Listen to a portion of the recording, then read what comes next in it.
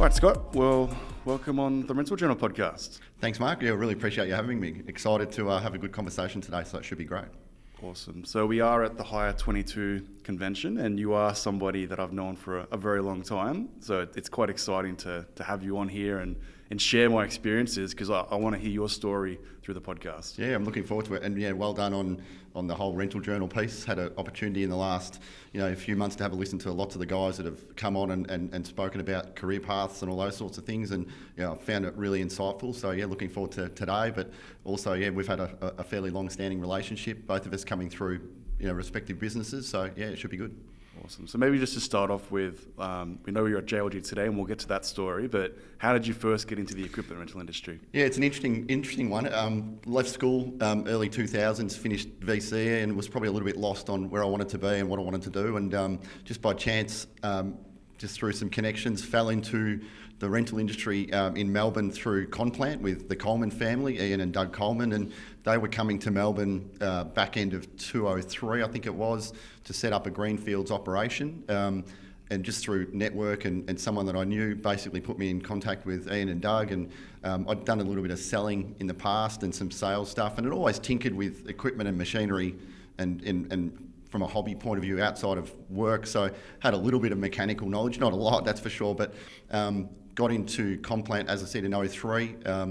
Spent the 3 or 4 years with them setting up a greenfields operation in Notting Hill, sort of central eastern suburbs of Melbourne.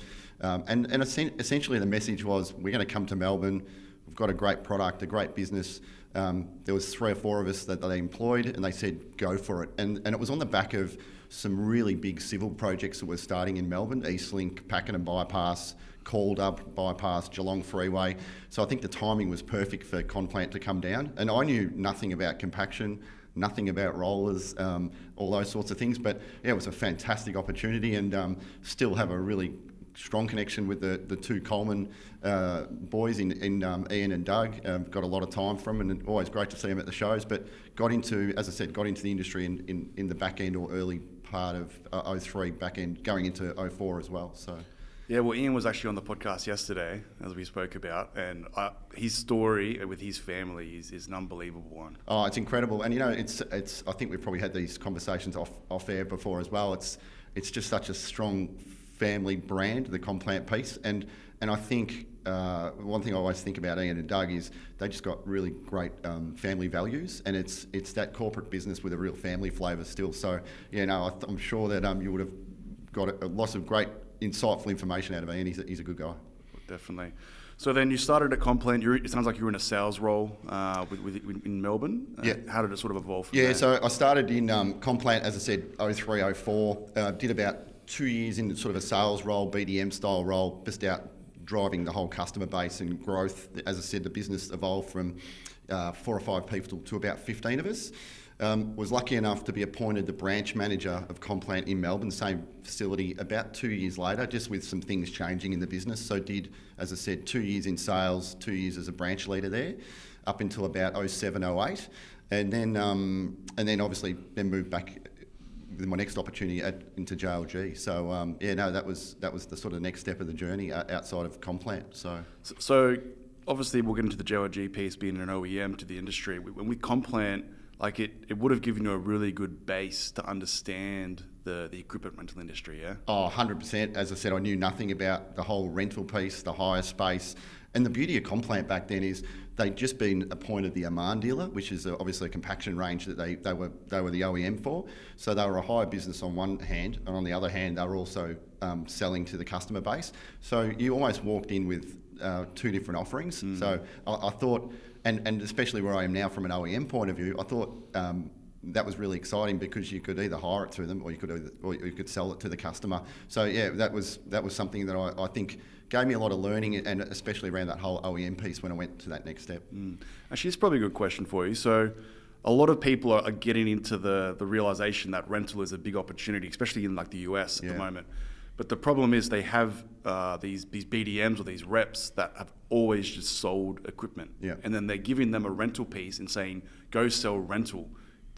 what do you think the main differences are for someone that needs to sell rental or sell a piece of equipment? Like, is there big differences? Oh, I think there is. I think the reality is I've always been of the belief is they're both relationship industries. It's about follow-up. It's about building relationships. It's about people just getting answers they need in a timely fashion. I think sometimes we overplay it, but I think the biggest thing is just about building really, really solid relationships with your customers and real repetition in what you do. I think there is a difference. I think the hire piece is that churn, grind, day to day, dropping in on building sites, going into offices, probably really fighting to get your product out there from a hire point of view. And there's lots of different elements that drive people making decisions to hire off your price, offering, geographical locations where you are. Whereas the OEM piece is probably a little bit different. You're representing a brand, a product.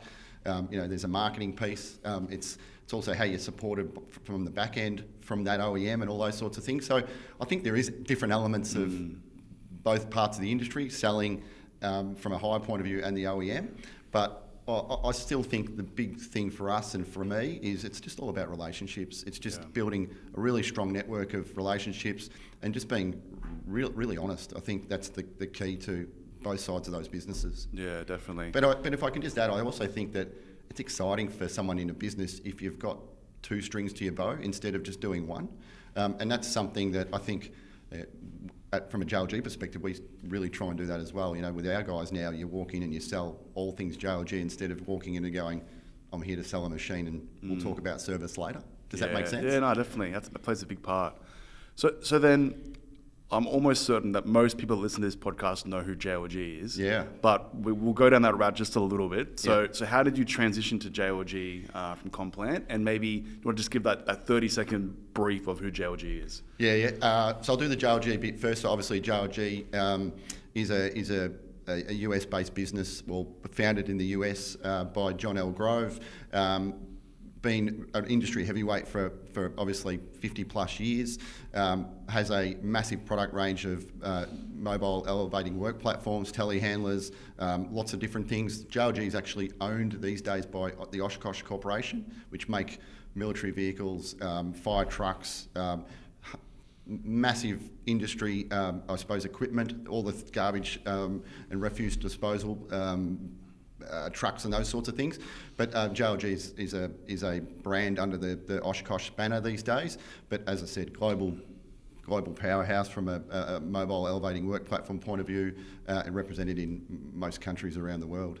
As I said, I could talk JLG for forever, and it's a great brand, and I think, like you said, really well known globally. From a getting into JLG point of view, got into JLG in I think it was early 2000 and in 2008. Just there was an opportunity as the state manager of the Melbourne operation, Melbourne, Tasmania. JLG had a number of branches around Australia. It was in expansion mode. They'd had a new CEO for about 2 years before I'd been there, and he was on the real path of growth, change, driving real standard through the business, giving it some real renewed marketing presence and all those sorts of things. And he was a guy that, this was Andrew Daly, and he was a guy that really took the brand to the next level, and it probably just needed a real refresh, and that was his real wheelhouse. So didn't know any of those guys, and got appointed the branch manager / state manager mid 2008, and sort of came in, and Melbourne was one of their sort of big branches, real heartland, passionate people around the brand, buying the brand, lots of rental companies in Melbourne. And so, basically had 35 staff, sales, service, spare parts, used equipment, a fleet of about 10 or 12 field service guys on the road, and just went for it for about 2 years in that branch manager's role. So, really enjoyed it, and it was just a great change. And the Conplant piece was good, but it was probably just time for that next step. And I think for my sake, that OEM space really suited me. I really enjoyed the change. It was good. Yeah, Andrew Daly, he's a bit of an icon in the industry, isn't he? Yeah, he is, and he has some real presence about him, and he's a really smart business guy. But I think the thing that really appealed to me, and the things I watched him do especially, was just he just knew how to really reset a brand, if that made sense. Like he was very good at that whole brand presence, marketing, where it needs, what the structure needs to look like, and was really strategy focused.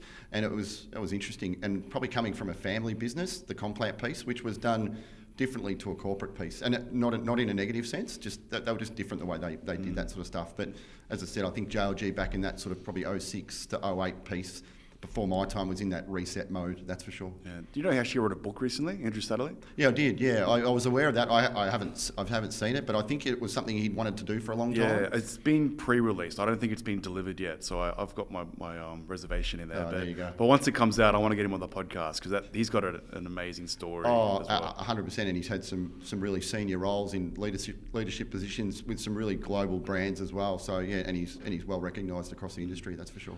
So you get into JLG, and then is this where you sort of work your career progression? Yeah. Oh, yeah. And it's funny. I don't really want to talk about myself too much, but I wouldn't say I've jumped around, and I'm a big believer that didn't really want to jump around, but I did 2 years at JLG, 08 to 2010, in the branch manager, state manager role, and then Andrew Daly, in his role, he went to Asia from a JLG perspective. So essentially, everyone sort of jumped up a chair. So Bob Mules, who was the national sales manager or sales director back then, he took the GM role, and there was a vacancy for the sales director role. So I was lucky enough to be appointed sales director in 2010 to 2012. So really enjoyed it, knew the business. It was just the next step for me, and I felt like I was probably ready for that, and it was something that I was really excited about. So I didn't relocate. I rented out of Melbourne, and obviously worked hand in hand with Bob for that two-year period from 2010 to about 2012. As the sales director, so did a period there, and then obviously after that, and I can continue on if you want me to. Keep going, mate. I went from JLG at the back end of 2012. Just felt like I needed a little bit of a break. Had a young family, was travelling a lot, and I was offered a role with a private rental business in Melbourne as the general manager, family business. A good sized fleet, a reputable business, and a really reputable industry leader, which was Tim Nuttall. So there was a family connection there. So I'd known Tim for a long time, just through family, and really respect Tim's opinions on business and the way that he conducts his business. I think it was a great learning curve for me. So I went in there the back end of 2012 and was appointed, as I said, GM. And did a 2-year stint. It was interesting. I really enjoyed that role. It was something very different, and coming from the OEM back to the rental space, it gave me an appreciation of the way not just JLG but all the OEMs interact back with the rental companies and the perception, and especially coming out of an OEM for that 4-year period into a private rental company. And so did the 2-year period. We sort of did a bit of resetting in the business, did all the things you do day to day around restructure people, customer base, reset the sales program. Really enjoyed that. And then after about 18 months, I probably got a little bit itchy feet in regards to, not that I didn't feel challenged, I probably felt like what was going to be next. And obviously Tim's got a business. It was a fantastic opportunity, but my DNA sometimes is I get a little bit itchy in terms of I didn't want to be bored. And I wouldn't say I was bored, but I probably felt there was an element every now and then where I maybe didn't feel like he always needed me in terms of, not because he didn't want me there, I just maybe felt like we'd reset it, it was ready to go, so what's next, if that makes sense? So it wasn't a negative. The one thing that was good, and I know you've asked me about this, is I had lots of really great conversations with Tim around life and people and behaviour, I suppose. And one of the things that really came with Tim was we spoke about the whole study piece, and I think you and I were talking about it off air before, and I felt like I was a little bit lost, if I'm being really candid with you, and I wasn't sure what I was going to do next. And Tim and I remember sitting with him and said, I'm not sure what I'm going to do, and but in the meantime, I think I probably need to think about this and this with my career. And we started talking about those sorts of things, and in the end, I remember walking out of there and I said, I need to go and study, and I want to get better, and I want to be better, and I didn't want to be left behind, and I didn't want to be one of those guys that go, yeah, Scott's a good guy, but he's a good guy. What's he going to do next? And that's probably been my DNA. I get a bit antsy like that, and I just felt I didn't want to be left behind. What was I going to do next? So Tim really pushed me to, hey, why don't you go and study? Why don't you go and look at things a little bit different? You've run a family business. You've been a sales director of an OEM.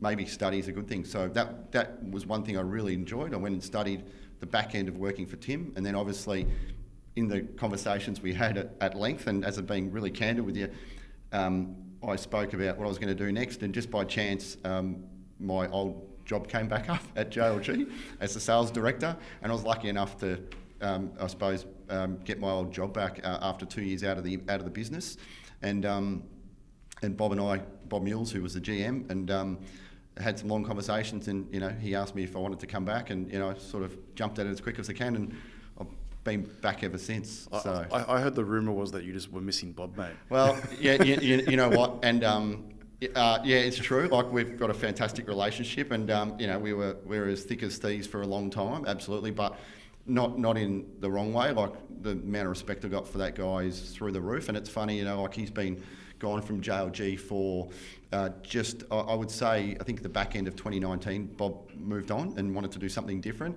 But, the one thing that I would always say is you make fantastic relationships in this industry, and it has a unique ability to pull people together. But I'm not sure that I've met a better guy than Bob over my journey in my career. I've met some fantastic people, but we just clicked, and we still do. Like, it's funny, like, I still talk to him weekly about family, footy, sport, all those different things, but he's just a great person, and as he was great to work for, but I think more importantly, he was just a really genuine person, and we have a fantastic relationship, and I've got the utmost respect for him. And to be fair, I loved working with him because we just clicked. It absolutely clicked. So yeah, that was good. Now, a couple of stories about both those individuals, actually. So we'll go with Tim first. Yeah. So there's not many people in the industry, someone like Tim Nuttall. He's a true veteran, and the time he makes for people is something that I really respect. Like, I remember I would have been maybe 23, 24 years old.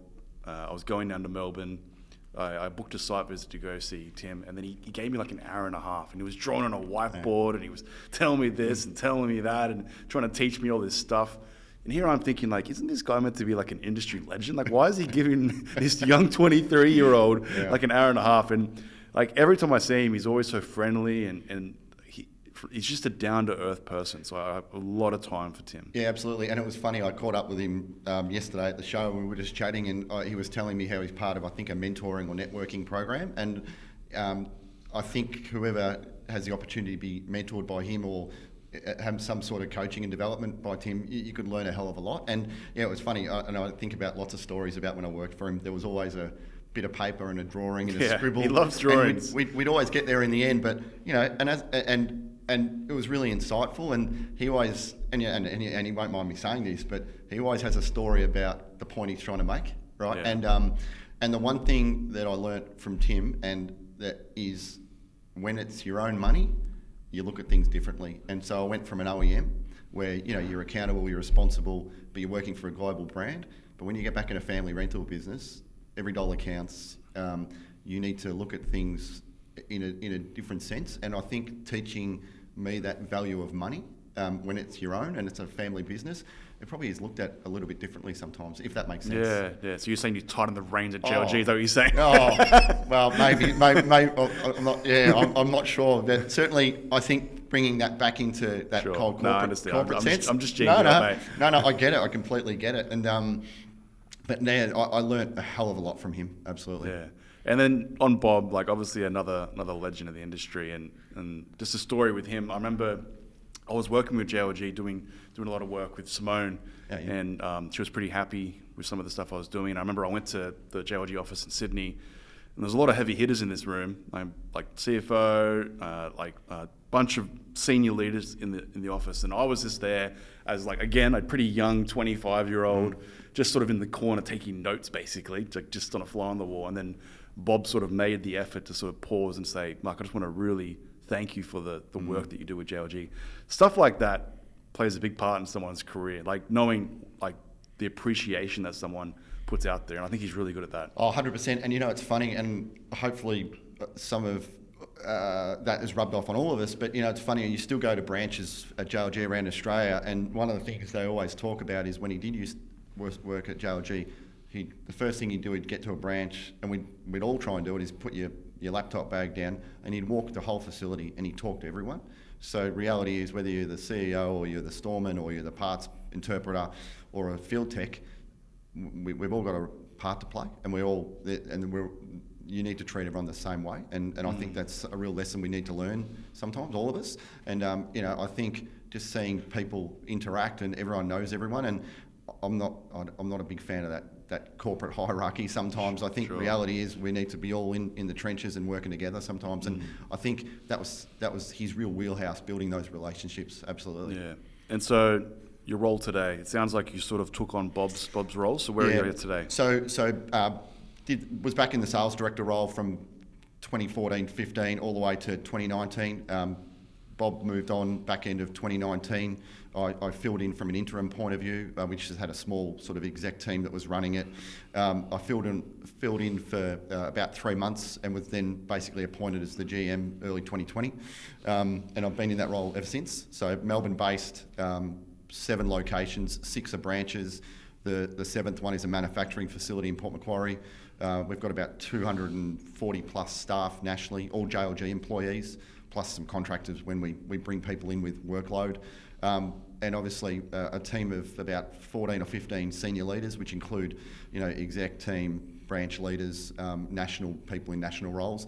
Got a fantastic bunch of people, really committed to what we do, and I think it's reasonably well set at the moment. Obviously, we've all got challenges with the way the world's been, and I think we're all going through the same pain. I think last night we probably all had the same conversations about people, labour, parts, componentry, shipping, all those sorts of things. So it's been a fairly common theme the last 24 hours. But yeah, been in that GM role for 2 years and feel and really enjoying it. It's been great. And to be fair, because I worked so close with the likes of our CFO and our people leaders and Bob in the past, I was really comfortable taking the role because I knew the business reasonably well anyway. So you probably look at it a little bit different because you're not in one lane, but you certainly look at it differently day to day. But I've really enjoyed it. So yeah, it's been good. And so you mentioned the study component. So you're working through these roles, and then you're doing your MBA at the same time. So look, how did you manage studying and working full time, and how did that sort of plan out? Well,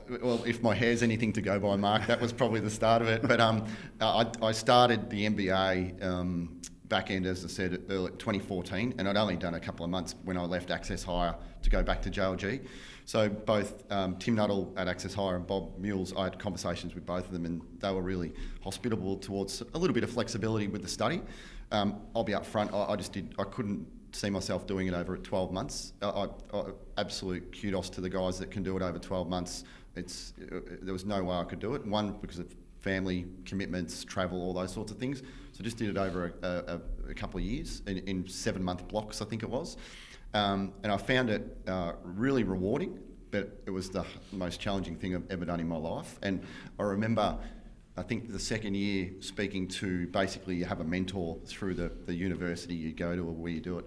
And I almost remember saying to him, I just can't do this. Not because I didn't know how to do it. I just felt overwhelmed with work and family and trying to get this stuff done. But you just find a way, and it got done. And it's probably always been something that is probably part of me. You probably sometimes sit there and go, geez, how am I going to get this done? But you know what, 2 weeks later you look back and we go, yeah, we got through it all, and it made sense. But it was a really big commitment, and you basically had to be really disciplined with your weeks. So I knew I had to study Monday nights after work, Tuesday nights after work, Wednesdays. I'd have Thursdays off, kids' sport and all that sort of stuff. So I'd just work, I wouldn't study Thursday nights, and then I'd basically be back into it all day Saturday, and I'd have half a Sunday off. And I was probably doing 25, 30 hours a week in study, plus the sales director role. So I wasn't GM back then, I was still sales director. And then Bob was really good with some stuff. The weeks I wasn't travelling, I'd basically divert my phone Thursdays and study all day, and then turn it back on Thursday night and catch up on all my work at night from JLG sense, because no one would be ringing you. And Bob was really good. So basically it was a subject a month an exam a month and you just go for it, and then a thesis style project at the end. But as I said, it was the hardest thing I ever did, and there was times I really questioned myself, but it was really rewarding as well at the end. So how do you think you got through that? Was it making sure you're just opening up and being honest with yourself and everyone? Was it more making sure that you're not pushing yourself too far? Like, what were some of the things that you think? I think the biggest thing was just being really disciplined, like having really good milestones, being really disciplined, making sure you're stuck to your timelines, working to a process. It was the MBA was an applied, sort of a real life MBA, so you apply it back to a lot of the work that you do on a daily basis. So basically every subject related to what you do right now. So you might do a marketing subject for a month, and then the project's based around tell us something from a marketing sense in your business, and then the exam, when you get there, is 3 or 4 questions you have to answer at length for a couple of hours. You sit there. But to be honest, mate, it was just being really disciplined and having really good milestones and timelines. Yeah, you just wrote down on the answer, sponsor the Rental Journal podcast. Yeah, that's the marketing plan. Yeah, absolutely. So, but as I said, something I look back at, and I'm not sure it's made me any smarter. It probably taught me a few different things. But for me, I probably was really pleased that I got through it. And I look back now and go, credit to anyone who's ever done it. And and especially when you're working full time, that's the difference. When if you happen to be on a 12-month break and you just get it through it, well, it's basically almost like a full-time job. Yeah. But to get through that sort of stuff, absolutely credit to anyone who's ever done it before. So Ian Coleman spoke about planning a little bit on his podcast, and something he said really I thought was interesting, and it'd be really good to sort of use an analogy of what you're talking about at the same time. So he was mentioning that he would go to board meetings and it would all be about, we haven't achieved enough, we need to achieve more, this is what we're going to do. And it's very important to make sure that when you go to these board meetings, you reflect on what you have achieved in the past quarter, couple quarters, whatever it is. Because sometimes you forget how much you've actually done. And when you look back at you completing your MBA while working, it almost seems like a distant memory now. 100%. But you could easily just not appreciate the effort that goes into it. And so it's really important to reflect on sort of where you've come from over that period of time. I thought it was a really interesting way to think about board meetings. Yeah, and it's funny you say that. I remember when I was lucky enough to be appointed in the GM role, and there was some things that I thought we just needed to get through.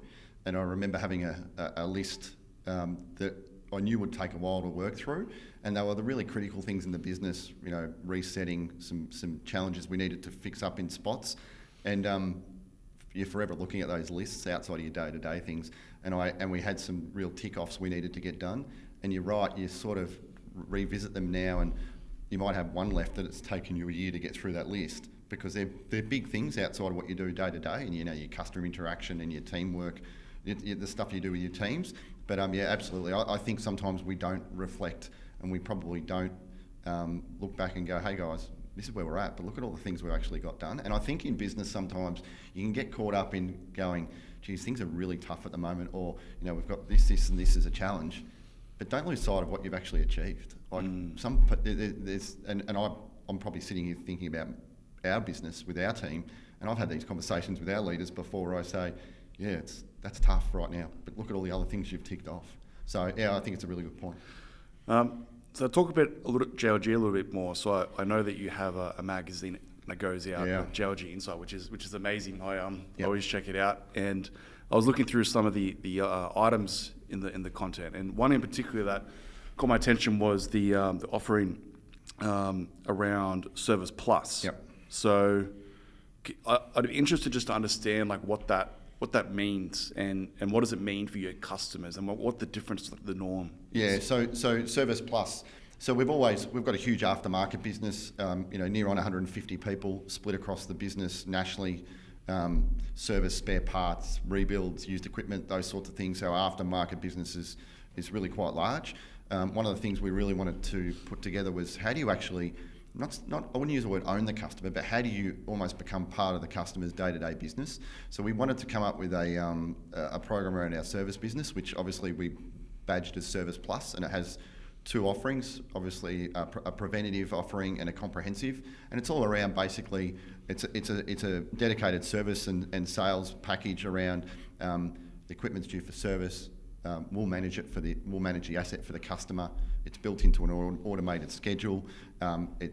It supports a customer from a legislation point of view, a servicing point of view, making sure the machine meets requirements before it gets on site. So basically, it's almost like we take the hassle out of the service process for the customer, and it's a program that's very new to us. But we're really trying to drive across the network across Australia and New Zealand at the moment. So, you buy a machine, essentially we then look after the service piece for you across the years of the asset's life.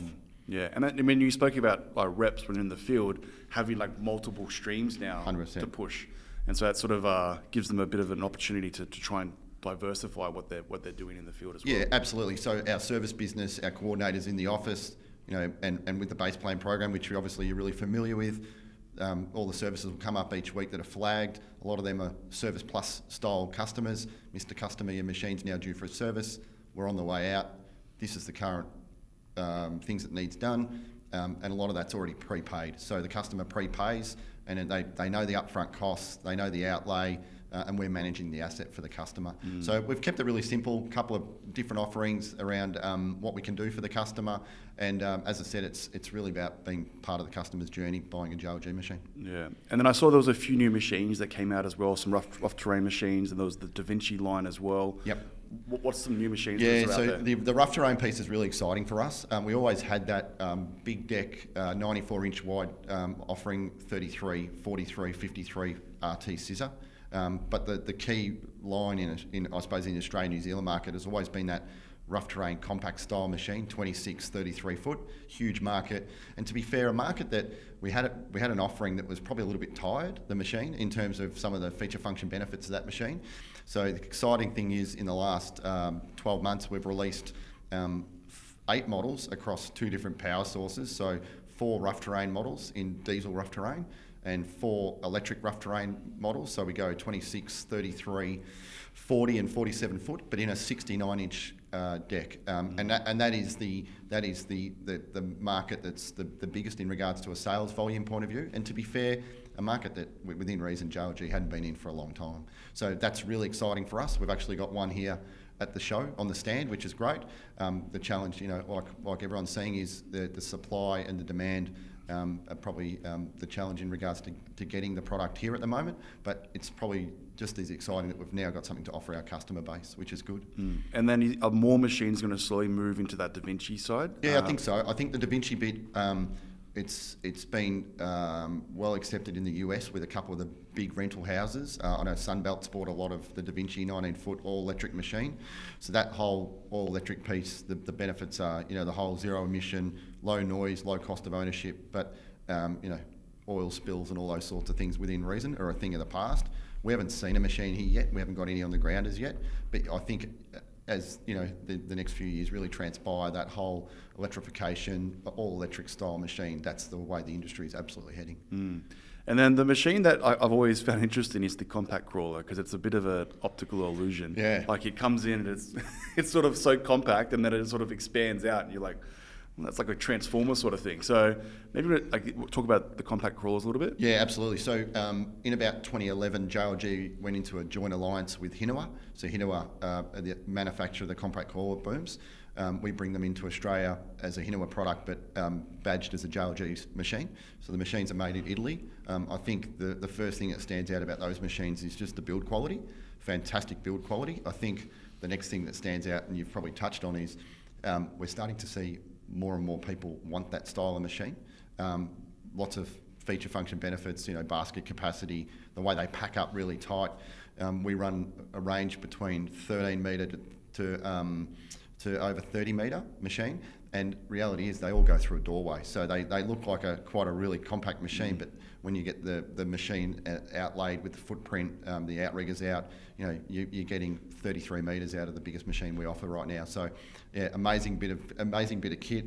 The whole emission piece, drive source, we bring out a petrol machine, a diesel, and a lithium. We do some hybrid stuff. I'll start again. We do a bi-energy model in a 33 metre. But yeah, some real features of those machines that I think the customers are really sort of gravitating to, and I know there's a couple of brands out on the market, and we're seeing more and more of that stuff come in, so it's been good. Yeah. Especially the transport side. I think being able to transport it between sites is really important. Like the doorway is obviously a really good piece, but like being able to quickly move it from site A to site B is a big plus. Oh, absolutely. You've got the outriggers, but obviously the tracks extend, gives you that stability when you're moving across a site. Couldn't agree more. But whether it's the floor loading piece is a big thing as well. I think, some of the indoor atrium work that those machines can do, the lithium style machine, no emissions, we're seeing lots of those sort of customers take those machines up as well. But yeah, incredible bit of kit, and we've got a really solid range now across that. Now, you touched on supply a little bit, and it's probably the biggest question that you're probably getting at the trade show at the moment. So how's JLG managing the supply chaos at the moment, and what's the current state? It's tough. It's really tough, and I think it's just about visibility, and sometimes right now we just don't have a lot of visibility, and things just are ever changing. So it's probably a couple of different ways to answer it. From a new machine front, I think we're doing as well as we can. We've got a really solid backlog of work, which is great, but unfortunately, and we're being really candid on this podcast, is we're seeing delivery dates change rapidly and constantly, and a lot of that's just through sourcing a componentry at factories. And obviously we're doing a lot of dual sourcing at the moment, but we are just working through those challenges, which then come down the line around timing and when machines are going to arrive. So that's been a challenge. How are we dealing with it? I think we're just being as upfront as we can with our customers. Number one, we're trying to forward order as quick as we can.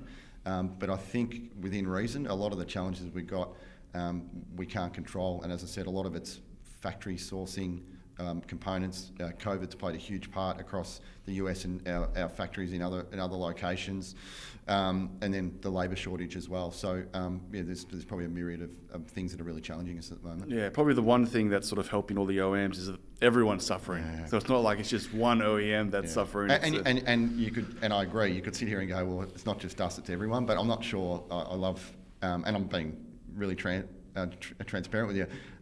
You don't want to be that OEM, but unfortunately we are at the moment, and we're all in it, and we've just got to work through it as well as we can. I think that the challenge will be is what the cost fluctuation looks like over the next 12, 18 months versus bringing the machines in. So that's definitely a real challenge, I think, globally for all OEMs at the moment. Now, something exciting was Port Macquarie, 20 years. Yeah, love it. It's maybe not everyone knows that you actually manufacture locally in Australia as well. So 20 years, do you want to just talk a little bit, what's up in Port Macquarie, what do you do up there, and what's the current situation? So, it's a good story, really good story, and something that I think always been really excited about, and I love talking about Port Macquarie. We've got a great bunch of people there. We've been there since 1983. We've been manufacturing towers for about 20 years, so between 83 and the early 2000s, we were made more of we were a service business. We used to assemble all those sorts of things. The last 20 lighting towers. But that lighting towers only the last 20 years. Before that, it was all servicing, putting machines together. We used to bring machines in and then assemble them here, like access machines. The last 20 years has been all things lighting towers, and that was, I think the original story was as an offset for when we were quiet, we'll build lighting towers, and it's evolved from there since the early 2000s. As I said, we run about 3 different departments in Port Macquarie. Before we touch on lighting towers, we run an engineering team up there, which is a couple of key people in our business. We run tech services. So tech services, it's all about internally supporting our team, but also externally. So we've got 3 or 4 key team members that basically are on the phones full-time, supporting our customers with breakdowns and those sort of things. We've also got some tech services guys in some of our branches, so collectively they do a ripping job.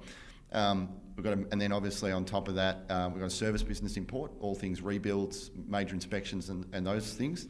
And then the big piece up there is the manufacturing facility. So probably run a team of about 30 in manufacturing, engineering, leadership, operations, and then obviously all the guys on the line. So we build from ground up the lighting towers in Port Macquarie, locally built, locally designed. There is no interaction globally in terms of that manufacturing piece. The most exciting thing is it's all done here. it's absolutely all done here. We source a lot of parts locally in Australia, which is great.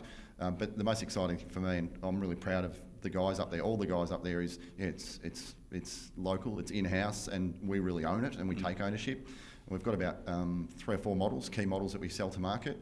And then on top of that, we've got an R&D team up there as well. So we've got 3 or 4 new models in the pipeline, and then obviously some associated products. We make trailers, and then we do some custom work for some customers as well. Yeah, and I've noticed there's been a lot of investment up there as well. So I saw there was a full solar panel power system installed. Yeah, that's a little bit of a funny in-house story, but one of our tech services lead, he's really focused on that whole sustainability, and we've done a lot of work on sustainability around all our facilities, but he was really passionate about that solar piece, and we had an opportunity to invest some money in solar.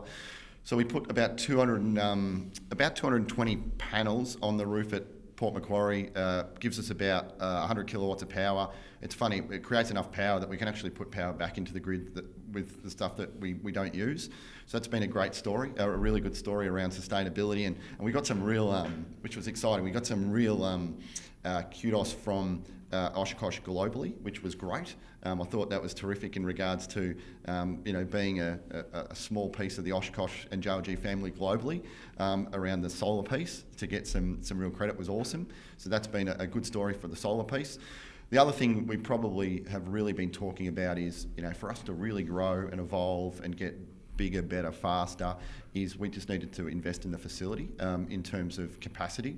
So we're doing some work at the moment on expansion, more buildings to manufacture. That'll give us more opportunity to build more lines or have more production lines. Putting some additional paint booths in. Right now we're probably at capacity in regards to painting, so it then slows our line up. So, and we'll do some other work in regards to just general office fit outs and those sorts of things. So I think between the key leadership across our Port Macquarie piece and our exec team, we've probably realised for us to really grow to the next step is we probably just need to invest in the facility a little bit more. And it's well underway, and it's really exciting for our business. And I think for any business, and I'm sure you've seen the same things where you've worked, and even some of the guys you've spoken to on the podcast, is I think sometimes when you invest in businesses and your team see that, it also gives them a real kick around where we're heading as a business. And I think that's really exciting as well. So I'm really proud of the guys in Port Macquarie. I think they've done an unbelievable job. It's having the same supply chain challenges that globally we are, and it's frustrating and it can be really tough. But we're pretty well placed at the moment with all things lighting towers and manufacturing, which is great. Awesome. All right, well, let's learn a little bit more about Scott.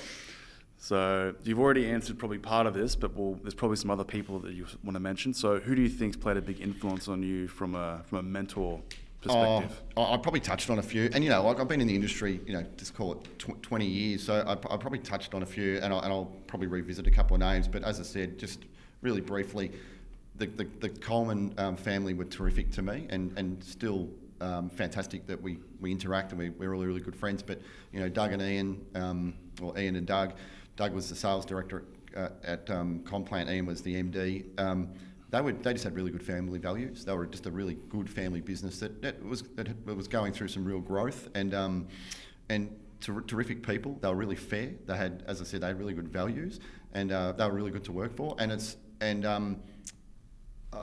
think I learned a lot, and it was a great grounding from a starting off point of view. So they were terrific. Obviously, Tim, still talk to Tim more about life than anything else. I really don't talk about all things JLG too much with him. I sort of leave that to the guys that look after his account, if that makes sense. But he's been terrific in terms of just having some good conversations about life and Scott and behaviour and what I can do better, and sometimes maybe where I'm at. I still have those conversations, and it's funny, even though we worked together and he was the boss, I actually think we have a better relationship now than we did when I worked for him, and that's probably quite common in business. I find that really interesting. I touched on Bob. As I said, it's pretty straightforward. We just clicked. It was just a good personal relationship. And I think the key one for me is I was really lucky. Grew up in the southeast of Melbourne. Mum and Dad were... Mum ran a sporting aquatic centre with 80 staff. But my old man was a school principal, and he's just retired, and the hardest worker I ever saw. I think if anyone who's either married or knows a school teacher, I think it's really unrewarding. Sometimes the amount of hours they put in, it's incredible. But Dad was a school principal, one of the biggest schools in the southeast of Melbourne, and was just addicted to work. And I still talk to him about work things now. And it's funny, he's retired, but he's actually gone back to work, not in that industry, because he's bored. And I probably got a bit of that off him in terms of that whole go, which is not always a great thing, I'm sure.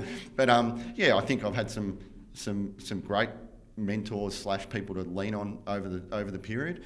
And I think, if I could also add, I think this industry specifically, there's so many unbelievable customers, business owners, people that are in different positions. I've met some incredible people over the journey, and I think you can take little snippets of everyone. Some people have some real aura. Some people sit back and they just get it done and say very little. There's a wealth of knowledge in this industry, and it's ever changing. I think that's the exciting thing, but it's a really unique industry that sort of brings everyone together. But as I said, to back on your question, I've met some terrific people across my journey in the equipment OEM space. It's been terrific. Yeah, so let's talk about energy a little bit, because you definitely have energy. So you've got that passion, you've got that drive. I feel like your energy brings everyone else's energy up. Let's go from one side. Where does that energy come from? And then the other side, how do you sort of de-energize and relax? Like you said, what do you sort of do in that space? It's a really interesting question. I've just been a pretty positive guy all my life, and I think you've got to bring a vibe to the situation, and you've got to sort of try and empower your team. And personally, I love working with people. I think it's great. So from an energy point of view, I think when you're a leader of a business, if you're going to drag your heels, the reality is the troops behind you are going to drag their heels as well, right? So you've just got to set the tone, set the example, and just enjoy what you do, but really try and create a culture where it's a good environment. But I am pretty passionate about what I do, and I probably do get a bit excited, but it's for the right reasons, I suppose. So, yeah. And what about relaxing, pulling back? Because you can't be 110% all times. And you know what? I've really struggled with that. And it was conversations I used to have with Bob and probably my wife. And I still struggle with that. If I was really being completely transparent with you, I find you have your working week and you do your family stuff on the weekend, but by about 1 o'clock on a Sunday, I'm biting my nails, ready to go again. And so quite often I'll sit there Sunday afternoons getting ready for the week. And I'm sure there's heaps of people that do the same thing in our industry and business alike. So I'm sure it's not new, but I probably struggle still personally where I can feel myself getting a bit antsy, ready to go, like playing in a grand final, I suppose, on a Sunday before the week starts. And to be really candid with you, I still probably struggle with that. And I don't think I ever hit a flat spot, but it's something I'm trying to probably get better at. And probably sometimes try to take it all and do it all myself. And you probably got to try and spread that and just realise you just can't be everything to everyone. But personally, it's certainly something I would say I'm reasonably self-aware of it, but I need to get better at it, and probably more so from a family sense than anything else. Sometimes I've probably had the priorities the wrong way around, if that's fair, and I'm being completely candid with you. Yeah. No, even with me, we have Josh now, 6 months old, and whenever I'm rushing for work or I'm doing something and I see him, I think to myself, I don't want to walk past that moment and not interact with him. It's so easy to get lost in work. Oh, it is. So I've got a 14-year-old daughter, been married 22 years, and I get accused quite often at home of not listening, because I think after you've had a huge day, sometimes you get home and they tell you something at the end and they go, "Were you listening?" And I need, as I said, I need to get better at that stuff. And I think I probably had a little bit of and I probably still I don't know if the word is compulsive, but I'll use it, like a compulsive behaviour that I just felt like I just need to keep going. And, that's that passion bit, I suppose, that I'm really passionate about the job and the brand and the people. But, it's certainly something that I'd like to think that over time, maybe it's something I get better at. I'll tell you what, I think every business wants to hear one of their employees say Sunday night is like preparing for the grand final of the upcoming week. That's such a great analogy. Like that shows how much you love what you do. Oh yeah, and you've got to, like, you know, and if you don't love what you do, go and do something else. That's probably the right answer. But yeah, absolutely. So yeah, it's you've just got to enjoy what you do, and there's so many opportunities as well. So I think that's the exciting thing about this industry. Yeah. And so how many years have you been coming to the HIRE22 or the HIRE convention in general? Oh, probably I would have said 2009 all the way to obviously this year. Obviously, I think we missed one or two with COVID and all those sorts of things. Yeah. So yeah, it's good to be back in Adelaide. Obviously done lots of different locations and all those sorts of things. But yeah, it's good to see so many people as well. Yeah. So what do you typically get the most out of these sort of events? You know, I just think that it's just great from a networking point of view. I think you get to see everyone at once. Unfortunately, you probably have lots of 10-minute conversations because there's so many people that you see around the show. But I think for us, it's obviously about exhibiting, got some new products, some new technology, but it's around just making sure that you see all the key people you want to see and have a look for what the industry is doing, you know, technology changes, advancements, all those sorts of things. But for me, and probably touched on it earlier, just about networking, really, that whole networking piece. And for our guys here, we've got a crew of 5 or 6 guys here. I think it's good for them. Some of them don't travel that often, so they're in national roles in central locations. So they get to see some of the customers face to face that they probably talk to on the phone more often. I was talking about this yesterday a little bit. When I was younger, I used to think that trade shows was all about just standing in a booth and watching people walk past and throw business cards at them. Yeah. And then I realised one day, wait a second, like it's actually about networking. 100%. But I think a lot of people don't know how to network. They struggle with, it's almost like, you know, people struggle with cold calling. They struggle with like walking up to someone and like talking to them, someone they don't know. You obviously don't have that problem. You can talk underwater, but if you've got like a rep that works within JLG and they're struggling at these sort of events, like what advice do you normally give them? Oh, I think you just need to leverage your fellow teammates and try and go in a different angle and a different direction with someone that maybe you don't have a relationship with. So find a different angle, and just keep persevering. I think we used to talk about that whole sales process where you go once, you go twice, you go 3 times, and by the time you go back, they go, this guy's fair income, he actually wants to see me. So I think quite often in sales, we go once and they say no. So you think, well, it's done. You've just got to keep persevering with that person. I think you've got to be careful you don't oversell it and all those sorts of things. But I think, you just got to work on different techniques, different ways to break down those relationships. And it's funny, I was talking to a customer this morning on the stand, and I think we spoke about everything but JLG for 25 minutes, and I think 1 minute was about JLG. And I think that's the beauty of not just this industry, but if you've got a great relationship, the product piece will sell itself, and so will what the customer needs. But everything else should be about what they've been up to, how's their family, you know, the commonality you have with that person who you've known for so long, and that's something that I think that we've got some fantastic guys that do it in our business really well, or team members, I should say.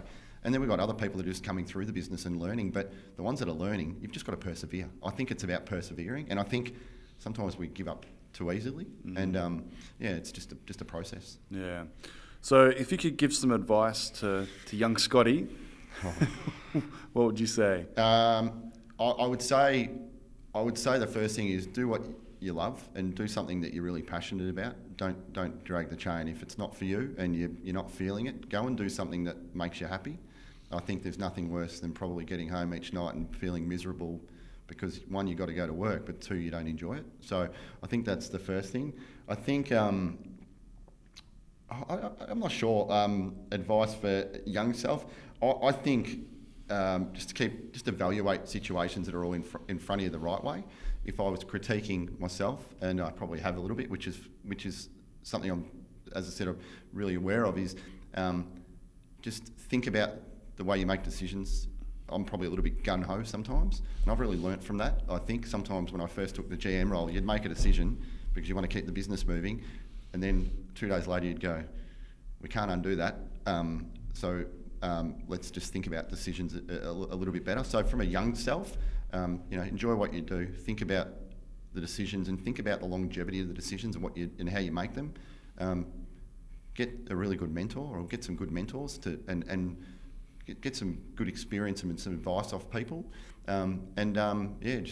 just enjoy the journey. I suppose that's probably the right message. Yeah. So how do you define success? I think success for me is really around seeing an outcome that you wanted to achieve and seeing it, I suppose, come to fruition. But you've also got to accept that sometimes those outcomes that you wanted to achieve aren't going to happen, or they couldn't happen for different reasons. But that's okay, because sometimes you've put everything into it. And you've come out the other end, but you've given it your best shot. But I think it's really around outcome, having stepping stones to get there, and then seeing it put in place and actually come to fruition. First thing. I think the other key thing for me is, played a lot of team sport. Both my folks played team sport. I thrive on seeing my team or our guys be really successful. Someone will ring you and go, I just got this really good deal, and I've been chipping away at this customer for 2 or 3 years, and you can feel the energy on the phone. And I feel like that is a really good definition of success, because there's a win for that person, but it gives them a real leg up moving forward in regards to being really comfortable in what they do and being successful in our business. And if I apply it to JLG, I think that we had 2 of the toughest years that we've ever had. All of us have. COVID, lockdowns, all those sorts of things. But some of our team all of our team's done an amazing job. And I think the definition of success for me a lot of time is just around teamwork, around really, really good teamwork, working together, and really taking opportunities and assessing the opportunities the right way, and having a real clear path on how we're going to get there. But as I said, and then seeing them come to fruition. But my biggest definition of success is just working as a team, and having that real culture bind as a group together. I'm a big fan of that. That's my key. Very nice. All right, Scott. Well, thank you for coming on the Rental Journal podcast.